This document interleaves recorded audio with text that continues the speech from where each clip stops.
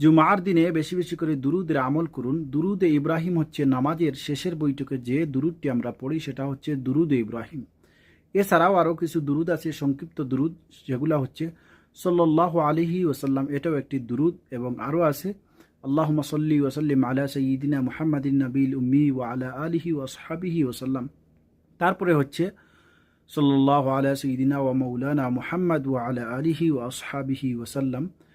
দুরুদ আপনারা যে যেটি পারবেন সেটি পাঠ করবেন, যার জন্য যেটি সহজ হয় সেটি আপনারা পাঠ করবেন। দুরুদের মাধ্যমে আল্লাহ রাব্বুল আলামিন আমাদের গুনাহকে মাফ করে দিবেন। দুরুদের মাধ্যমে আল্লাহ রাব্বুল আলামিন আমাদেরকে কিয়ামতের ময়দানে রাসূলের শাফাআত লাভ করাবেন এবং কিয়ামতের ময়দানে রাসূলের সাথে আমরা জান্নাতে প্রবেশ করব। দুরুদ পাঠ করুন, দেখবেন আল্লাহ রাব্বুল আলামিন অনেক ধরনের বলা মুসিবত থেকে হেফাজত করবেন।